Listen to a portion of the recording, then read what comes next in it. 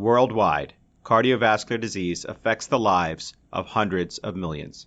Dedicated cardio nerds everywhere are working hard to fight this global epidemic. These are their stories.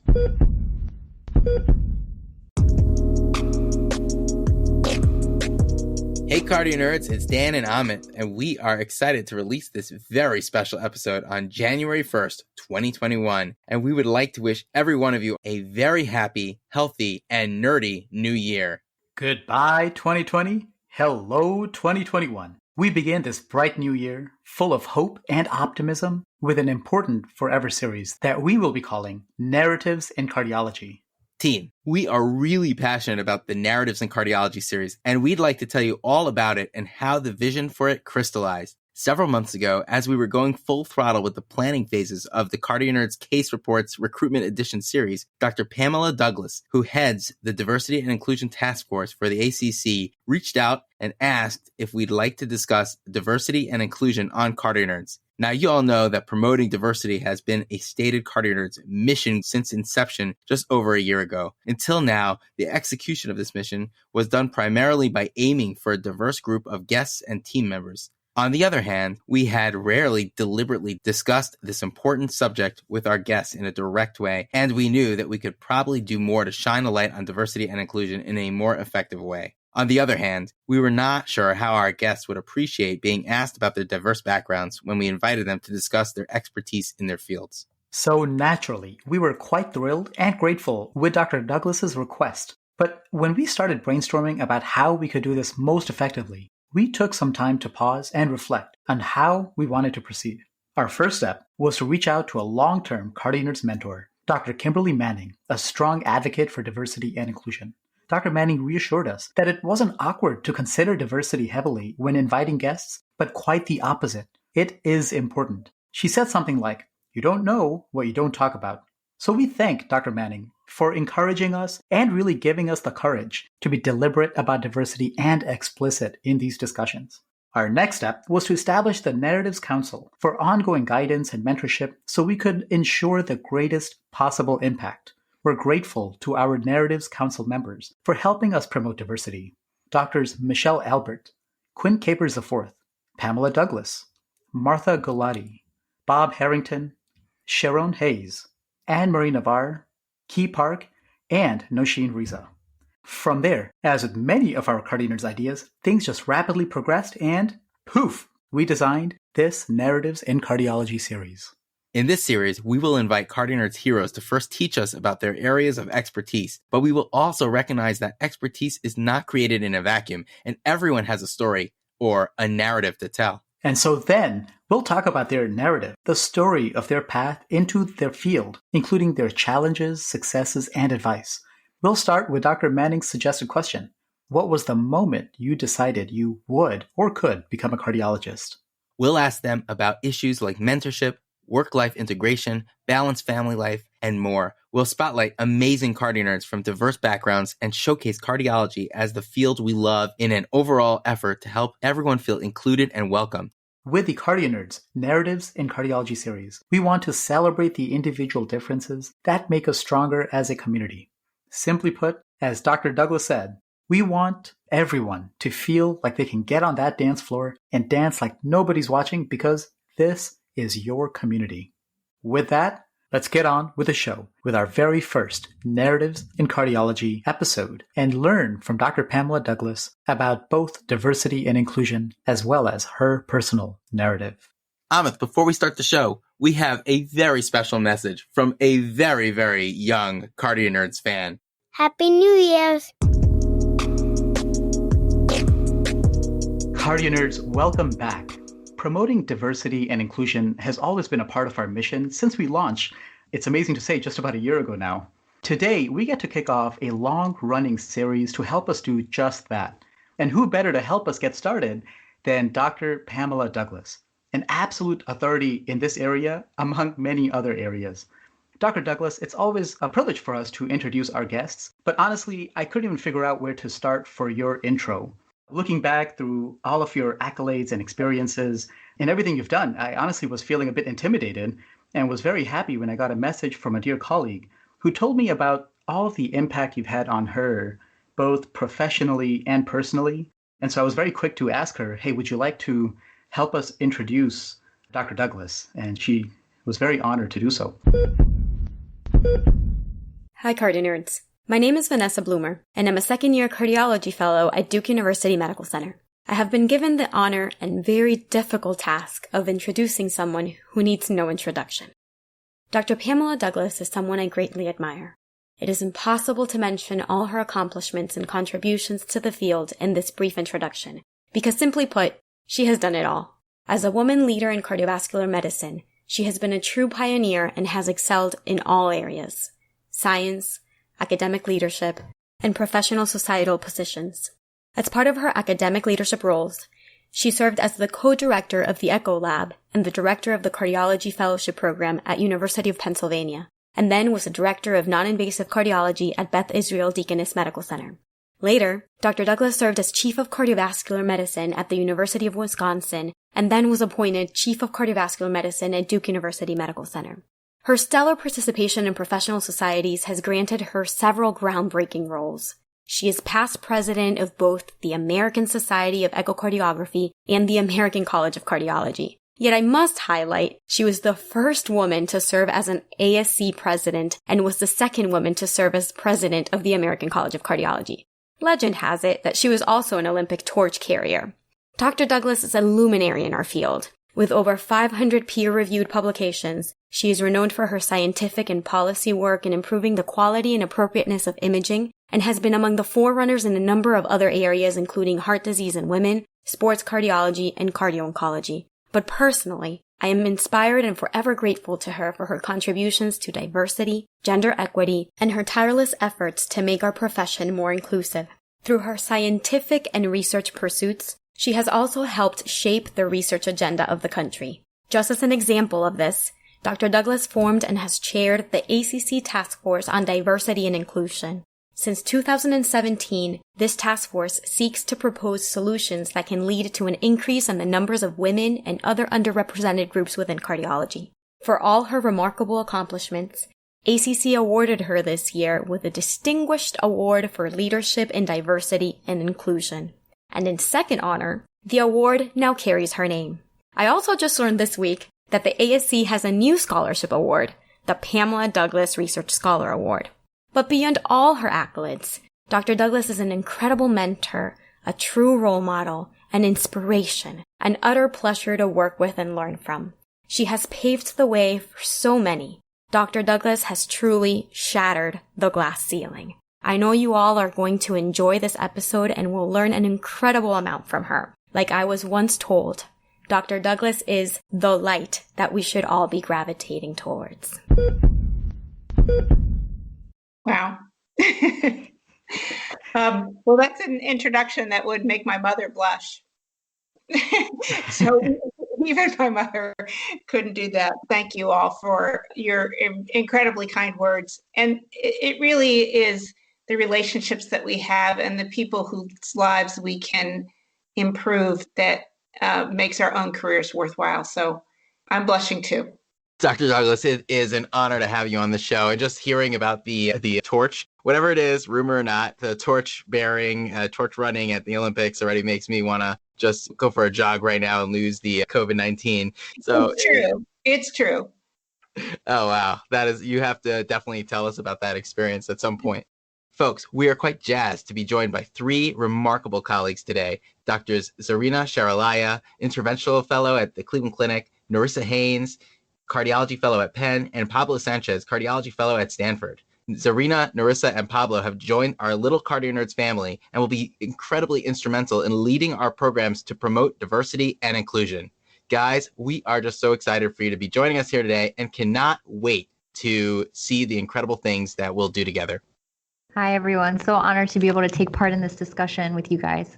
Yeah, thank you again for inviting me to be a part of the team, and I look forward to working together. Hello, everyone. Yeah, this is a cause that we're all very energized and passionate about, so it's great to be on with such a luminary. Zarina, Norrisa, Pablo, we are just so honored for you to be here, as we said earlier. And thanks again for taking the leap with us. We just proposed this project to you, and you just signed on without hesitation, and we're just excited to see what we'll do together.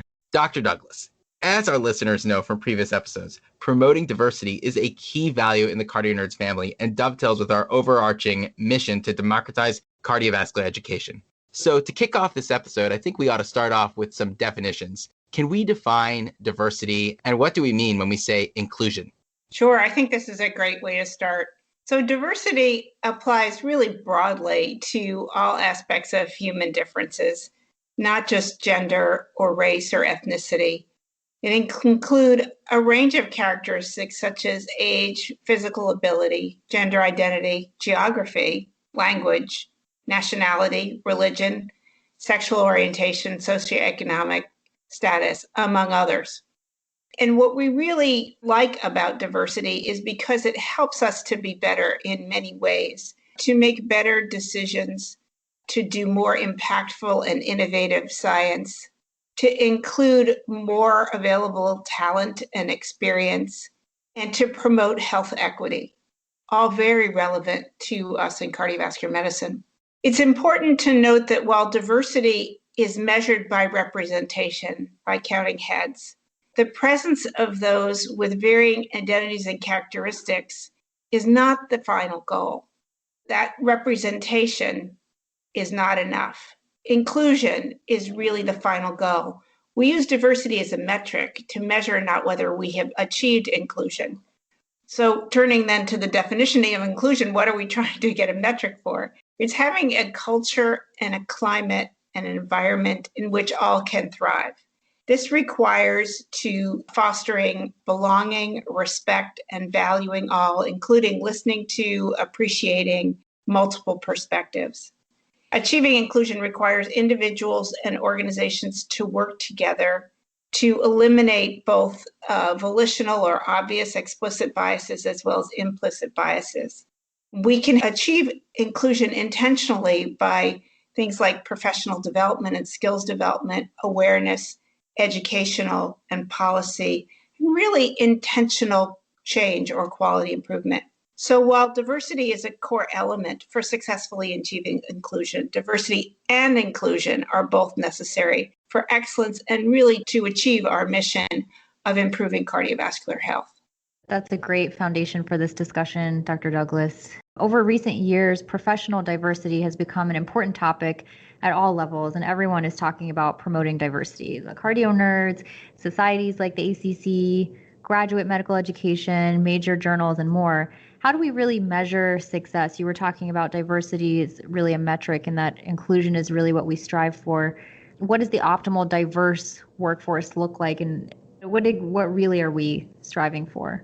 So, where we are right now in cardiovascular medicine, where we've got barely in the double digits in terms of representation of women and in the low single digits for African Americans, Hispanics or Latinx and Native Americans, we really do need to focus immediately on representation because it's very hard to really be inclusive if everybody is the same. We need to get that diversity of backgrounds and experiences and thinking into the mix, and that will help us become more inclusive.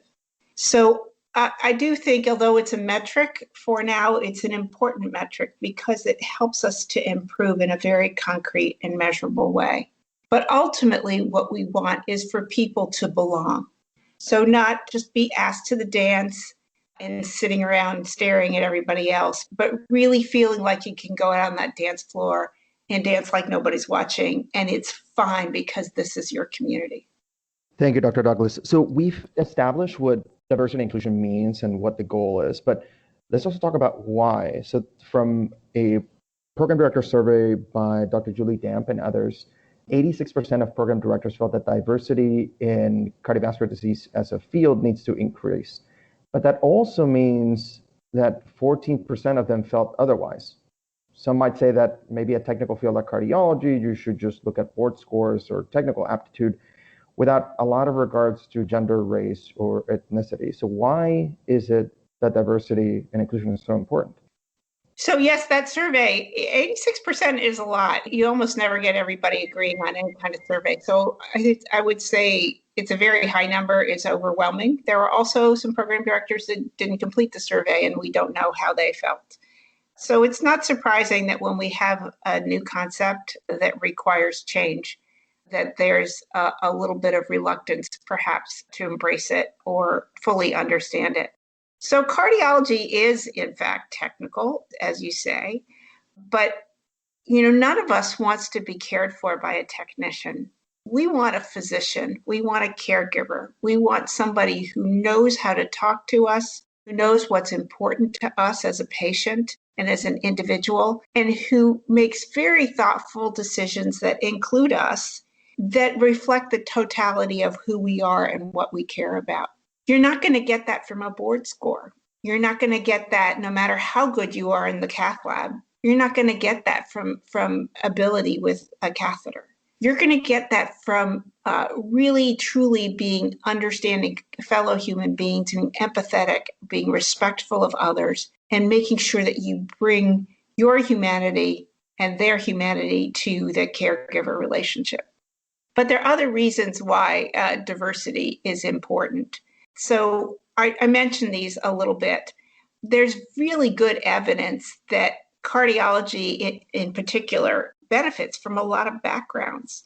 When people have looked at literally millions of papers and found that the work by underrepresented groups has higher scientific novelty than by non-diverse groups, and that's both for gender and for race. And so if we want research that shows a lack of originality, then we should stay the way we are as not being diverse. But if we value innovation and scientific quality, we need to do something about it. Great. Thank you, Dr. Douglas. So the ACC has deemed diversity and inclusion as central to their mission of transforming cardiovascular care and improving heart health. This is fantastic and very important. I currently serve as the fellow representative to the board of the Association of Black Cardiologists, commonly known as ABC. It has been ABC's mission since it was founded nearly 50 years ago to improve diversity and inclusion within cardiology and to address health disparities as well.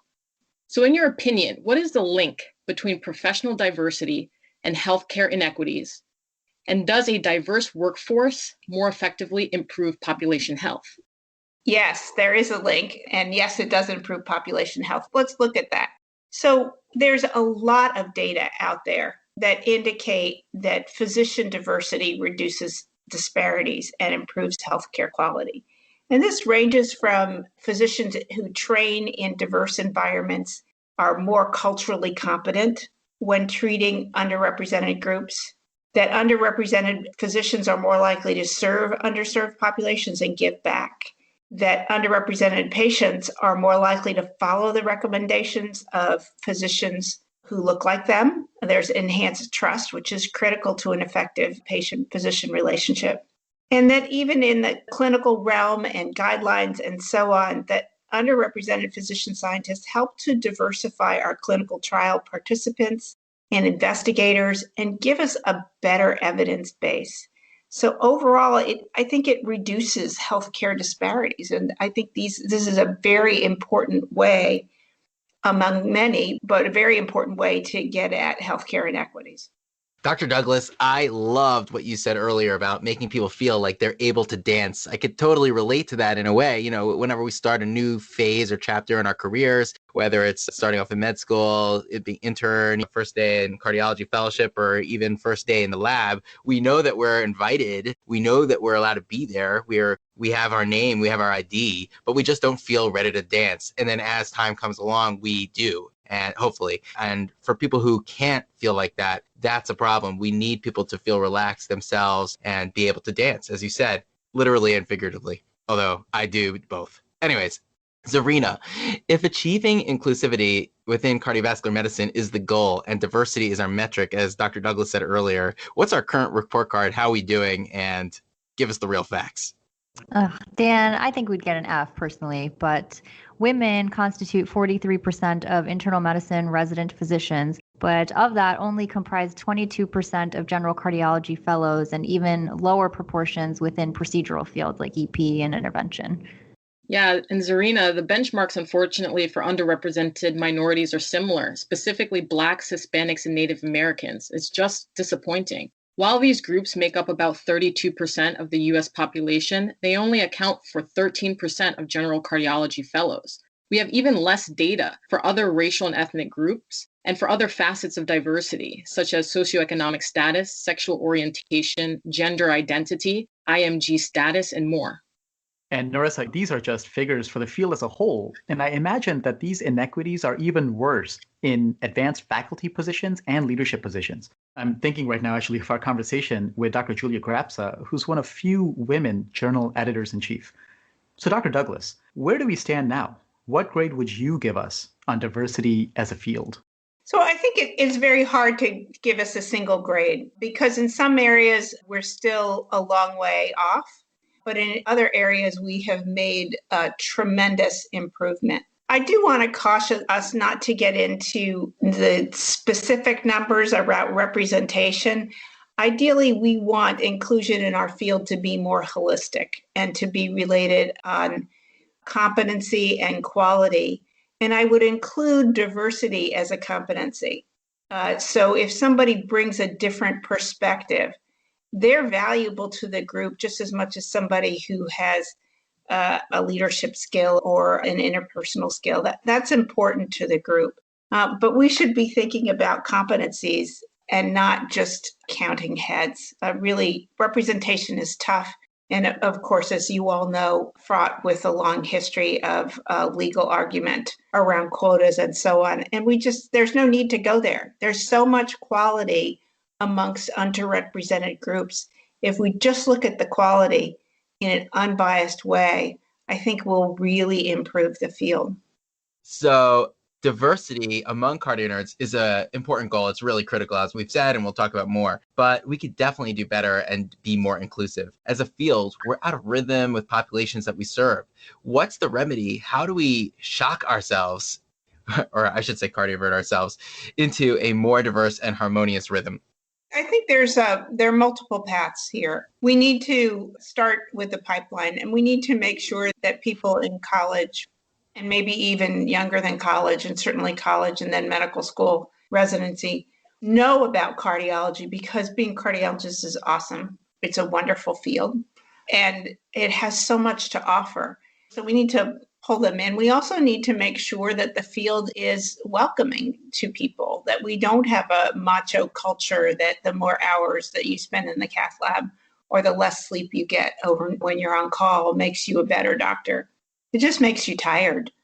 And so we need to make sure that our culture is welcoming. We need to make sure there are opportunities for advancement, that we're equitable in how we compensate people and how we offer people opportunities, including promotions and leadership roles. And to do that, we need to make sure that our institutions have really addressed systemic racism and systemic sexism, that just have things you can't even imagine or see, perhaps, and that all of us have understand implicit biases and how they play an important role in helping us navigate the world, but can also be our enemies when it comes to prejudging people rather than really listening and understanding what they contribute. That's great. So we were intrigued also by the ACC's hashtag the Face of Cardiology campaign. Dr. Douglas, you had previously said that through the Face of Cardiology, the ACC is taking to social media to highlight individuals on the front lines of cardiovascular care that make up the diverse fabric of the profession. So what is the ACC doing to redefine the face of cardiology, and why is it important? So we're doing an amazing number of things: education, communications, creating relationships within the college to make sure diversity and inclusion is embedded in everything that we do, relationships with other organizations, as well as making sure that we're recruiting, deep pipeline recruiting, as well as retaining and offering leadership opportunities to our people. The ACC has an overall strategic plan, and there are three metrics related to diversity and inclusion in that plan. One is delivering education, which we've done with a range of things that are all on the website, including implicit bias, materials for women, imposter syndromes, racism and COVID, So a whole variety of things. The next one is increasing the proportion of underrepresented groups in ACC leadership by 10% each year. And we just had a recruiting season with filling our committee slots. And I don't know the results of that yet, but I know that there was a lot of consideration for women and people of color in ACC committee positions. And the third one is to better understand our field. There is some reluctance on the part of cardiologists to complete their demographic information. We have gender in about 80% of cardiologists, but race, ethnicity only in about 50%. And that's even those who opt out. That's just people who haven't entered that in their member profile. So we really need to understand what the face of cardiology is now, and then we can work to change it. Great. Thanks for that, Dr. Douglas. And on a related topic, can you explain the concept of the residency to fellowship cliff? Why are we losing talent to other fields? Oh, this is fascinating. About 10 years ago, Linda Gillum, myself, and others did a survey of internal medicine residents to ask them what they thought about cardiology. We also asked them what was important to them in their lives and their professional development. And then what did they think about cardiology? And as it turns out, the things that were most important to them, and I understand these are internal medicine residents who are already in medicine and have already in intellectually challenging and engaging careers. And the things that were most important to them were the things that they found most absent in cardiology. So stable hours, family friendliness, and so on. And this is just the culture, I think, of cardiology. As it turns out, those who went into cardiology really didn't care about those things, but the ones who did care about those things went into something else, other field in their fellowship training. So we really are losing people. We're really turning people off. And this was more true for women than for men, but it was true across the board. It really didn't matter whether you were male or female, man or woman. You still had these negative perceptions of cardiology that were at odds with really what trainees wanted. The difference between men and women is that the predictors for choosing cardiology amongst men were mostly attractors to the field, like they liked ICU medicine, they liked doing procedures, things that were attractive about cardiology. And for women, the predictors of what career choice they would make, they were all about running away from cardiology. I don't want to go there. So they were all negative predictors. But I think this was eye-opening to me for a number of reasons. And it was, if you will, embarrassing, because you don't want to be thought of as having a culture that turns people off. You know, you want to think about being welcoming, and people who are talented want to come join you. But that is not the case. We're repeating that survey now with internal medicine residents, and hopefully things have changed a little bit in the last 10 years. Yeah, thanks, Dr. Douglas. These resident and PD surveys really do help shed light on the residency to fellowship cliff. You know, we lack, and I'll quote from the PD survey, qualified applicants, I think partly because the talented individuals are turning away from cardiology. And some of that is probably related to, as you said, the negative perceptions about the culture within cardiology. And we certainly have strides to make with regards to how to allow for a balanced life as a cardiology fellow and a cardiologist later on. But I do think that these negative perceptions have lagged behind the strides that we have made. Just for myself, for example, I'm a third-year cardiology fellow, and I feel like I've been getting incredible training as a fellow, but at the same time, I feel like I'm living a full life outside of the fellowship. I feel like I've been there for my 3 kids as a father, spending time with my wife and doing the things that are important to myself. So in that vein, we are very proud to say that the CardioNerds are creating the Narratives in Cardiology series to help address these very obstacles and perceptions. We want to show our audience the CardioNerds version of cardiology, the field that we love and live by. Wonderful. It's just, wonderful to see that. And I think it'll take more of that, of welcoming people in to say, I can have a normal life. Yes, I completely agree. And I also really agree with what you're saying, Amit. As our listeners know, we just love the medicine. We love the patients. We love the mentors. We love the field. We just love everything about what we do. And we've been able to do it with a good balance of work life. Our spouses may disagree with this, actually, we should say. No one said it. No one said it was easy. And I'll just a brief moment. I'm remembering a conversation I had with Dr. Key Park, and our audience will get to know her very well as one of our key advisors. And she has this video she put out with the ACC that talks about how she was an intervention fellow and her child was in the NICU. And while being an intervention fellow, she would essentially go from one floor to the next to try to spend time with her baby and breastfeed her child.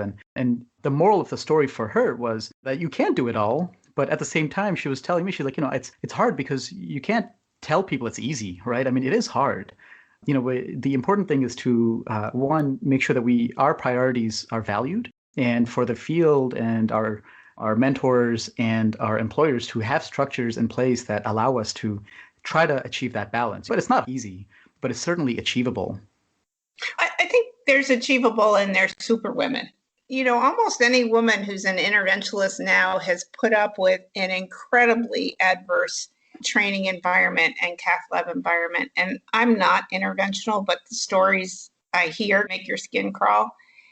And it shouldn't have to be that way. I think we want to get to the point where really talented people who don't have extraordinary coping skills and energy and can get by on an hour and a half of sleep every night.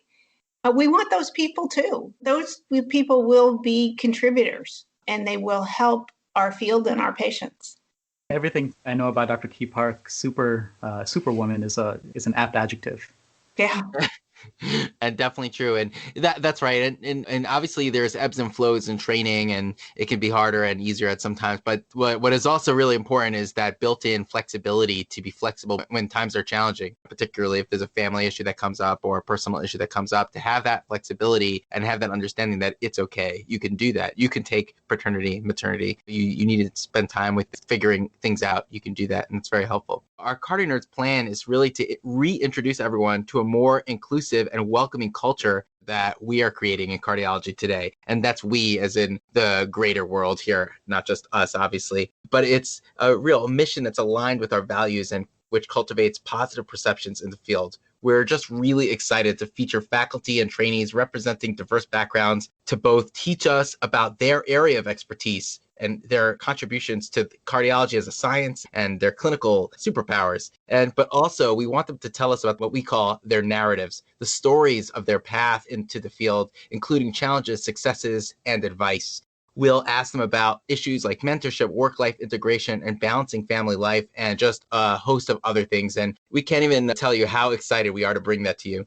I think it's an amazing effort, and it's part of what we need to do, because as we talk about these things and as we hear the stories and as we understand what the value is to cardiology, I think it'll make the field more attractive, but it'll also make everybody feel more human. Gosh, if they went through that, I can get through this. I think that's just, it so resonates with people to hear about each other and to help change perceptions and biases, if you will, about individuals. So phenomenal effort. Thank you, Dr. Douglas. And this is a good opportunity for us to recognize and reflect on how the narrative series started in the first place. You may recall our mentor, Dr. Zarina Sharalaya, had connected us. You emailed us on Friday, July 17th. We remember it clearly. It was a hot summer day in Baltimore, a high of 88. I was trying to get some vitamin D through the window in the back of the cath lab. And you wrote to us that there aren't enough women and underrepresented minorities currently applying to cardiovascular fellowships to have a major impact in the workforce in any reasonable time frame. And we'd like to change that. And if you're interested, let's chat. That was the email that we received. And that led to a meeting with yourself and another mentor, Dr. Nosheen Reza. And we were so inspired by your vision and passion that we knew this was something we had to do. And it wasn't going to just be a one-off episode. We were going to basically have our entire platform marinate in this idea. Promoting diversity has always been an explicit goal, but speaking with you, it lit a spark that ignited the whole narrative series, which will be an even more deliberate way to address this key aspect of the mission. Since that hot summer July day, we've been putting our pens to paper, or shall I say probes to chest, in planning this important effort. We're grateful to have mentorship from our Narratives Advisory Council members who will mentor us as we work on this project. Really thought leaders in the field. In addition to Dr. Pamela Douglas, we're excited to get mentorship and advice from Drs. Michelle Albert, Quinn Capers IV, Martha Galati, Bob Harrington, Sharon Hayes, Anne-Marie Navarre, Key Park, and Nosheen Reza. And in addition, we are proud to have 3 very special fit advisors to help us lead the series. Again, our very own Zarina, Norisa, and Pablo. In all, we are just so excited to work with and learn from our advisors, guests, and audience as we change the face of cardiology. This is fabulous. It's just fabulous. You know, the whole point of diversity and inclusion is to learn from each other and to learn from the diverse perspectives that each of us brings. And it's not just about that learning, it's really about excellence and quality. And we've been very careful and very deliberate in the ACC and when I talk about diversity, to talk about the value that it brings to our field and to our culture. I've stayed away from saying it was harder for me than it was for the guy next to me, because that really doesn't matter and it could be seen as whiny. What's important is I could contribute more to the field if it were more of a level playing field. And I could, and you could, and all of us on this podcast can contribute more. The more welcoming we are, the more the environment respects us and treats us as part of the team. And that's all what diversity and inclusion is really about. This has been such a great discussion, everyone. And I was so excited to get involved with the CardioNerds on this special series because it actually piggybacks on something that I've been working on with the Ohio ACC. And we actually started a women in cardiology group in the last year. And it's been great to have the support of the ACC and pushing forward with a variety of initiatives to promote recruitment of women into cardiology, which, Dr. Douglas, as you said, should start early on. And we'll actually be starting an initiative aimed at high school females called the She Looks Like a Cardiologist campaign to spotlight cardiology as a potential career. But, thinking back on your own story, do you remember the moment that you decided you could or would become a cardiologist? Yeah, actually, I remember it very well. I was a resident at Penn. So Norisa, I'm an old hupster from way back. And I loved ICU medicine. Mark Josephson was my attending, and the patients were incredibly sick, but we were incredibly motivated to take care of it. And we really felt we were on the cutting edge, fighting disease and saving lives.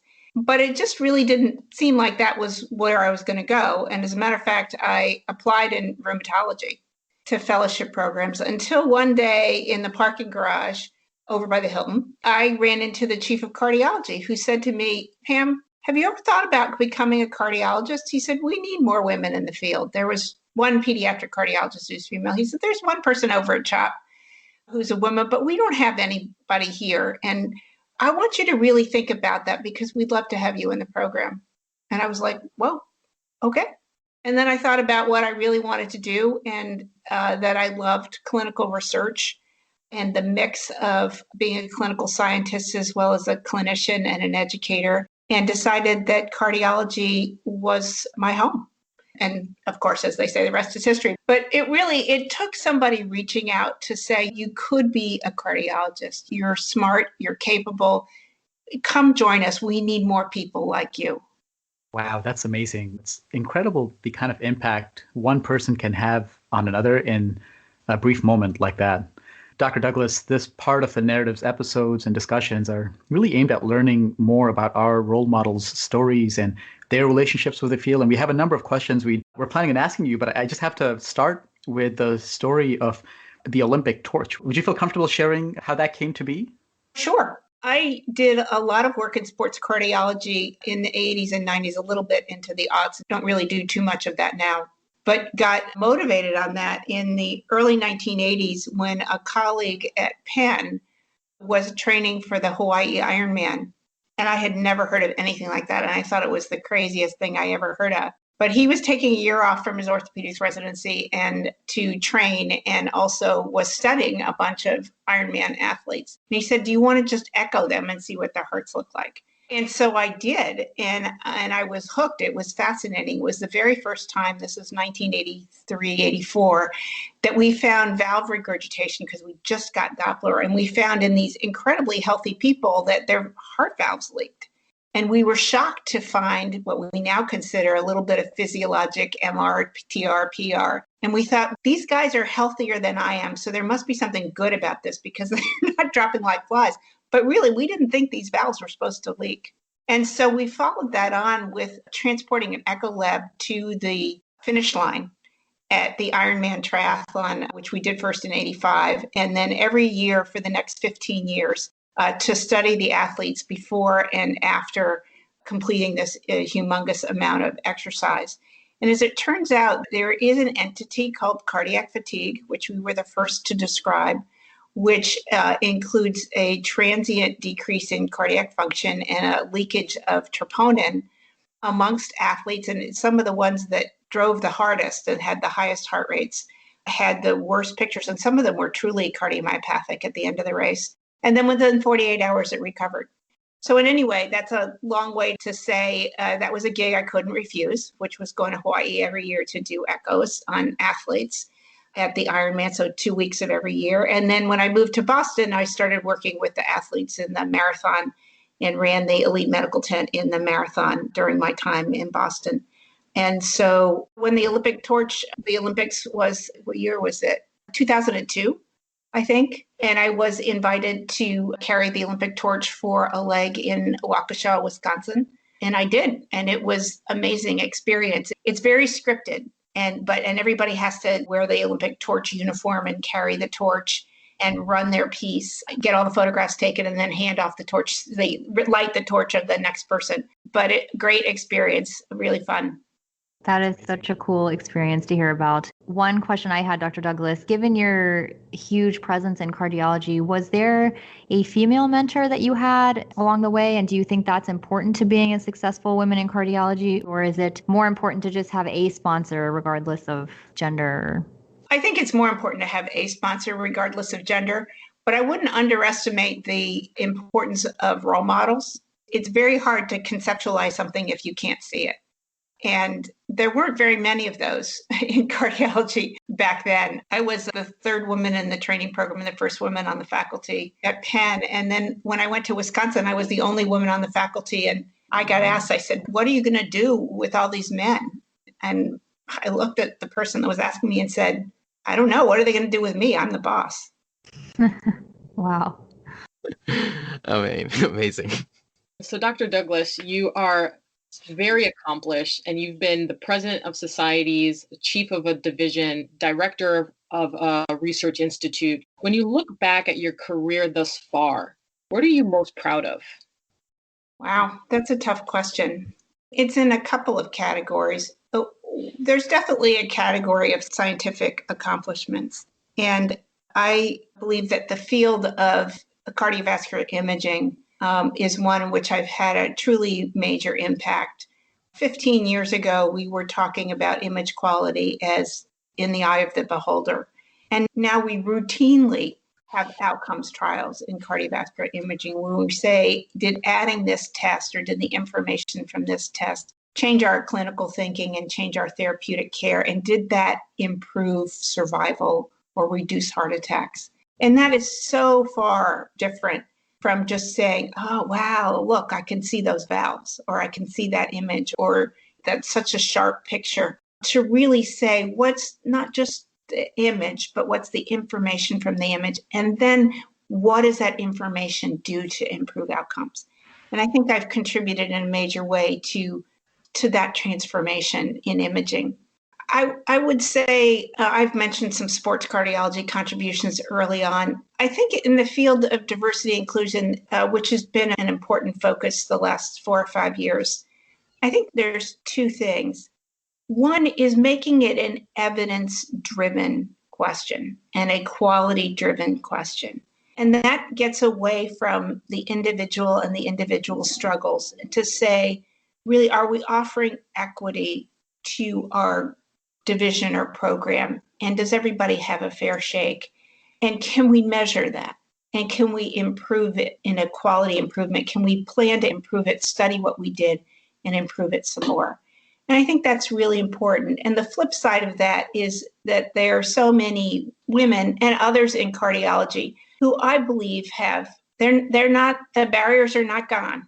by any means. Let me not imply that, but I think who are now included in a way that they weren't, certainly when I was coming up. And hopefully that will continue to happen. So if I've been a facilitator and a role model and a change agent, that is an important piece of legacy as well.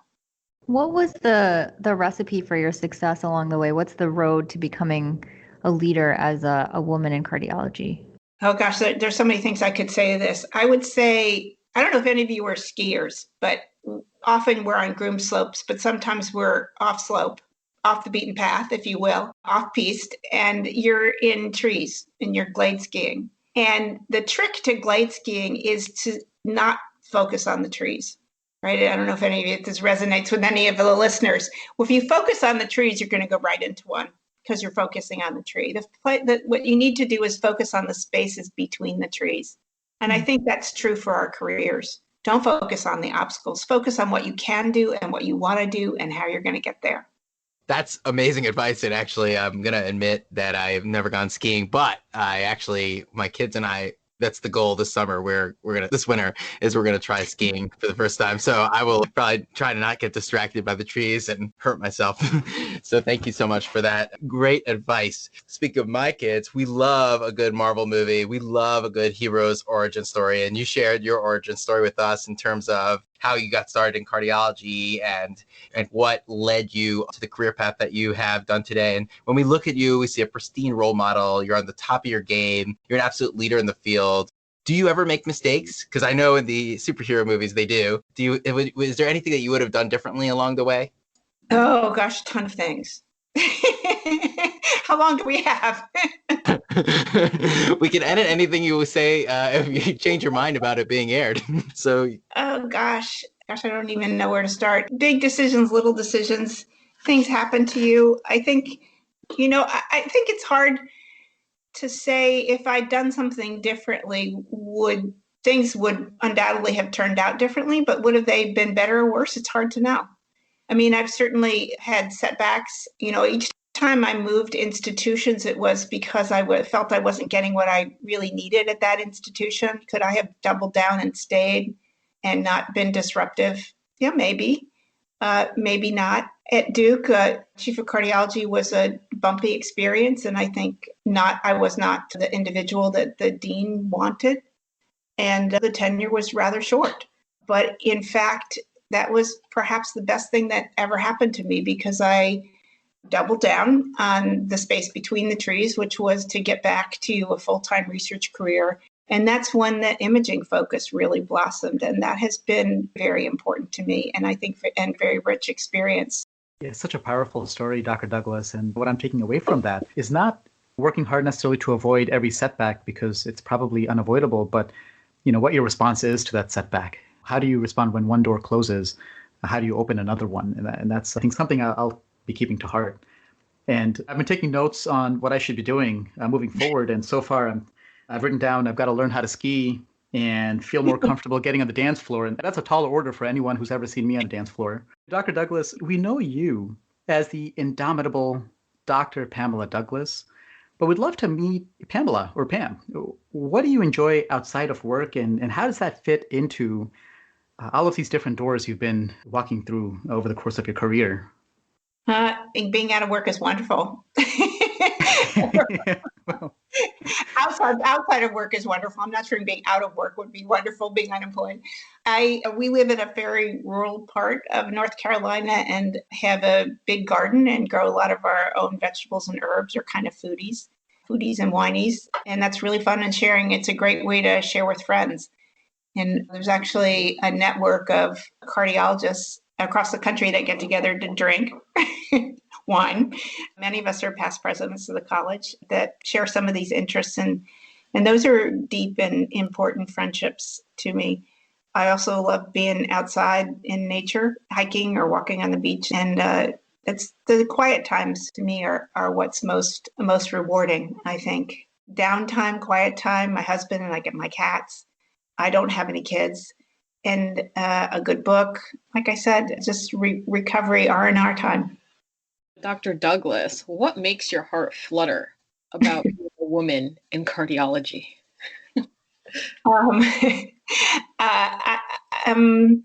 I think being part of a community.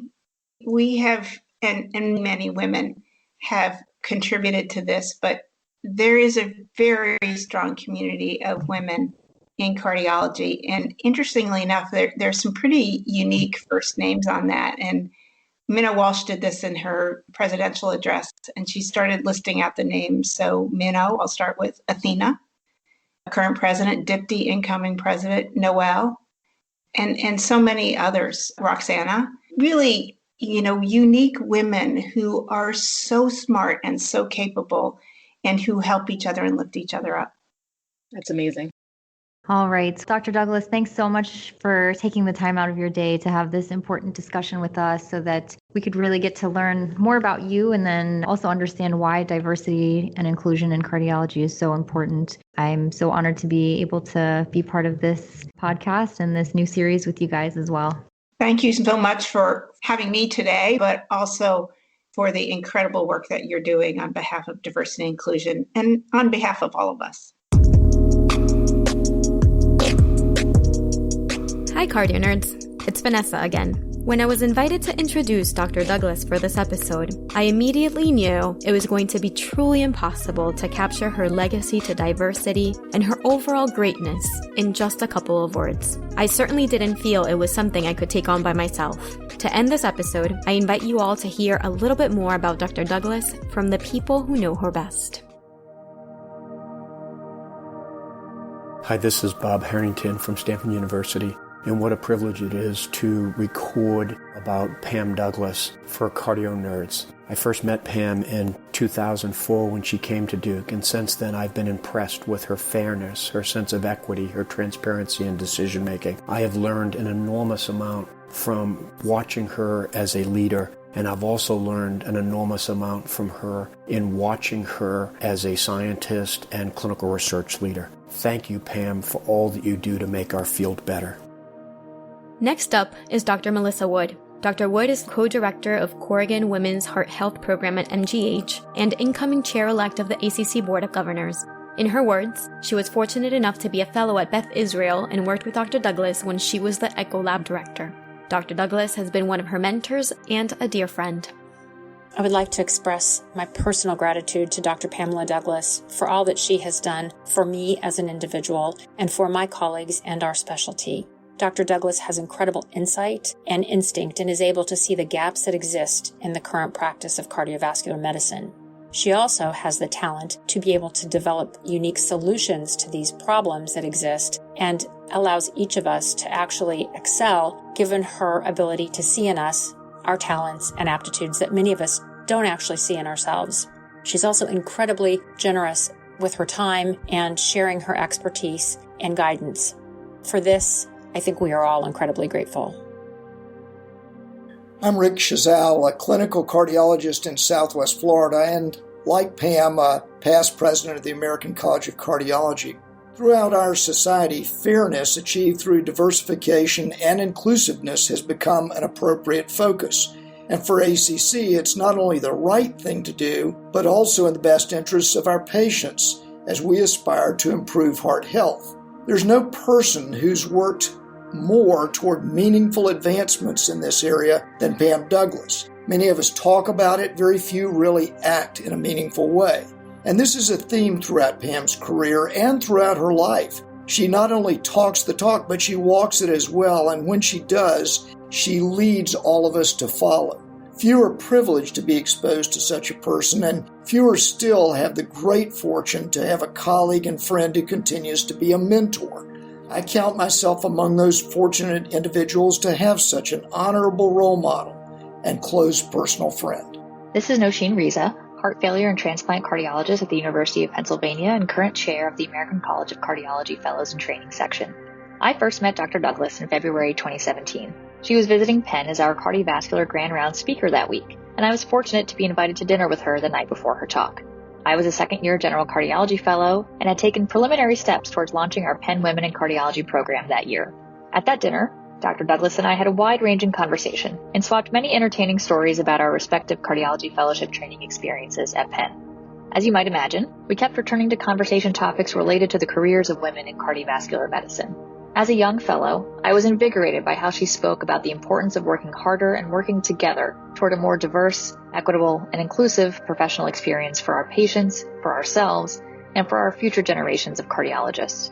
That dinner was a defining moment for me as I embarked on what would become a central component of my early career thus far, advocacy to improve the personal and professional lives of women and underrepresented cardiologists. Since then, Dr. Douglas continues to serve as a guiding light for me and many other early career cardiologists working toward an equitable future for all. Despite all of the demands on her schedule, she remains incredibly generous with her time, advice, and support. Being able to spend time with and learn from her has been one of the greatest surprises and joys of my involvement in the ACC thus far, and I feel incredibly fortunate to call her a mentor. My name is Neha Pagidipati, and I am a cardiologist at the Duke Clinical Research Institute, and I am proud to call myself a mentee of Pam Douglas. I received this amazing advice early on in my research fellowship at the Duke Clinical Research Institute, and that was to be photophilic, or bend towards the light. And I took that advice. I was sitting at my desk at the DCRI late one night, and Pam walked by and asked if I wanted to work with her on a publication from the PROMISE trial. And I'd never worked with her before, but I'd obviously heard about her. And it was on a topic that wasn't something that I was currently working on, but I remembered the advice to be photophilic. One of the best things I did was recognize that Pam was the light. And so I absolutely said yes, and it was one of the best things I've ever done. Getting to work with Pam Douglas has been an absolute joy. She has taught me how to have strength in a field that is tough, particularly for women. She's taught me how to be disciplined and organized, how to lead. She is funny, irreverent, brilliant, caring, all of the things that I want to be. I owe so much of my career to her. Hello, everyone. I'm Minnow Walsh. I am a past president of the ACC, also medical director of heart failure and transplantation at St. Vincent in Indianapolis. And it's my pleasure to reflect on Dr. Pam Douglas's career as a diversity and inclusion advocate. I'll give some data probably others don't have. I was lucky enough to serve on the first Women in Cardiology task force and committee with Dr. Douglas, and so saw her in action early on in her career addressing issues of diversity and inclusion in cardiology. So really great to have a moment to give a nod and a shout out to Pam. Thanks. Hello, I'm Melissa Daubert, Associate Professor of Medicine in the Division of Cardiology at Duke University. I feel fortunate to know Dr. Douglas, not only as a colleague, but also as a mentor, a research collaborator, and a friend. There's no doubt that Dr. Douglas has made an indelible mark on the field of cardiology through her groundbreaking work in cardiac imaging, women's cardiovascular health, and structural heart disease, which have set the standards for clinical and research practices today. But what I'm most in awe of is her unwavering commitment to support and cultivate the careers of junior investigators, especially women. She's unselfish with her time, and it's been over a cup of coffee or a homemade dinner that she's encouraged me, and I know countless others, to think big and innovate. Dr. Douglas is undeniably a luminary in cardiology, whose tireless efforts have opened doors for many, and as a result, it's made our field more innovative, equitable, and diverse. My name is Gerald Bloomfield, and I'm a cardiologist at Duke University and the Duke Clinical Research Institute. I've had the pleasure of working with Dr. Pam Douglas both clinically and on research projects for over a decade. One of the first things that struck me about Dr. Douglas's approach to her clinical work was how methodically and thoughtfully and carefully she performed her transesophageal echocardiograms. Her approach to a comprehensive study is what I currently practice and what I teach to my fellows. In the research space, I've been fortunate to have Pam as one of my mentors, and I can wholeheartedly attest that not only is she well accomplished, as most people in the world would know, but she is a generous mentor who is giving of her time and her talents late into the evenings and on the weekends. And it's because of that type of mentorship from Dr. Pam Douglas that I've been able to be successful. My name is Angela Lowenstern. I'm one of the Interventional Cardiology Fellows at Duke University. I first met Dr. Douglas as a General Cardiology Fellow at Duke, and then had the privilege of working with her during my 2 years of training at the Duke Clinical Research Institute. We have worked closely together on sub-studies of the PROMISE trial, and Dr. Douglas has been the kind of research mentor every fellow hopes to have. She helped me to develop my own ideas for our study while supplementing them with her broad knowledge of the trial. She allowed me to take ownership and lead the team while providing her unparalleled guidance from her expertise in the field. When our abstract was accepted for presentation at ACC, she supported me in applying for travel awards and then highlighted these achievements to the division. Beyond her exemplary career, Dr. Douglas has led the fellowship in trying to create a more diverse and equitable training program. She is known through generations of fellows for the honest and thoughtful advice she gives surrounding job searches and early career success.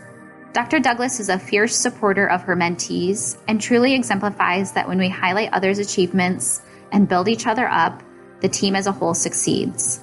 I feel truly fortunate to have been able to work with her and benefit from her mentorship during my fellowship. Hello, colleagues. I am Ralph Brindis, clinical professor of medicine at UCSF and a past ACC president, but more importantly, a longtime close friend and admirer of Pamela Douglas. Throughout her career, Pam has been a trailblazer, not only in advancing cardiovascular care through her imaging and cardiovascular outcomes research, but also as a leading advocate and pioneering spokesperson for diversity, equity, and inclusion within cardiovascular medicine.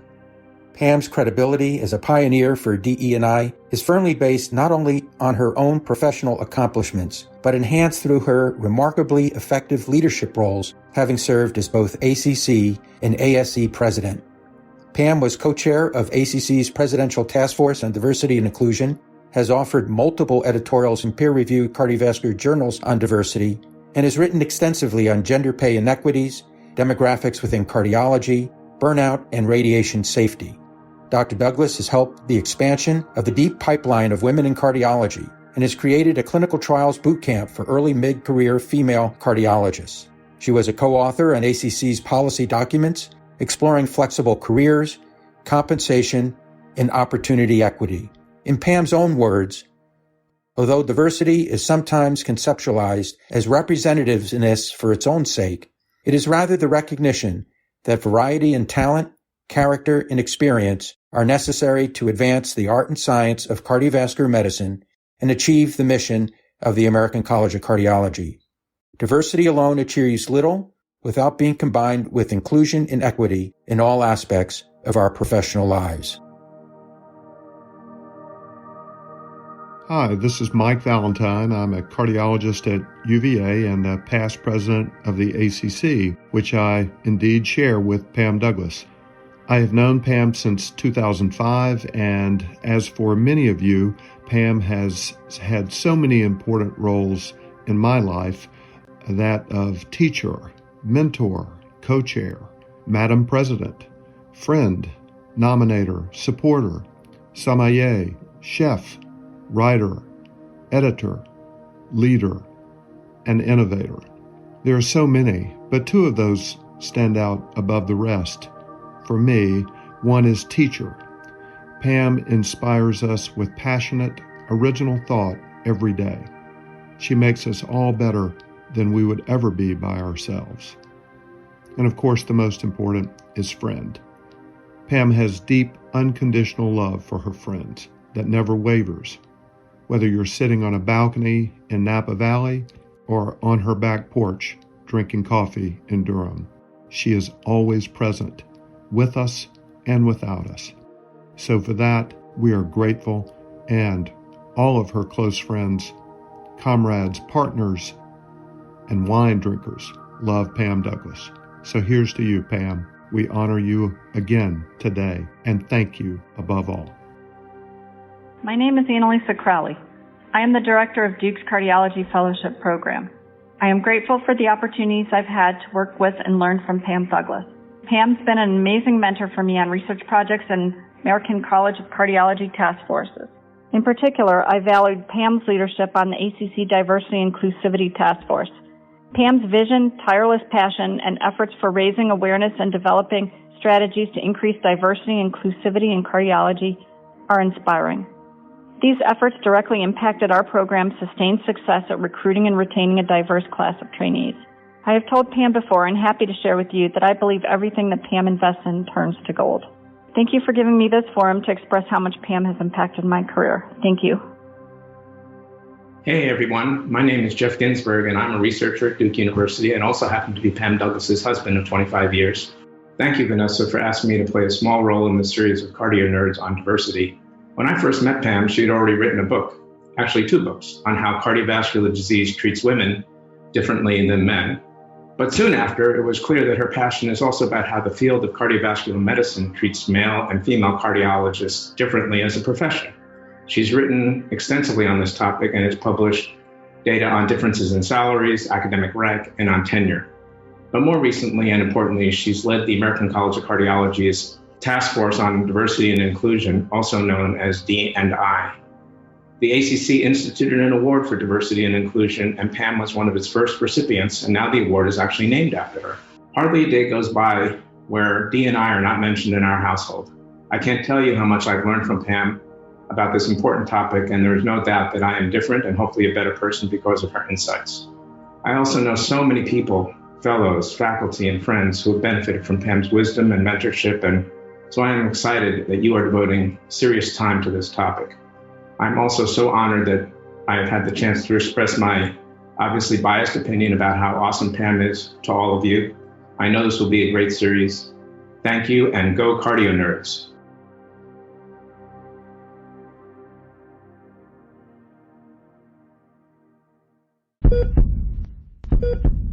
Which will be even more deliberate. Which will be an even more deliberate way to address this. I'm getting so emotional. I don't know why. Oh my god.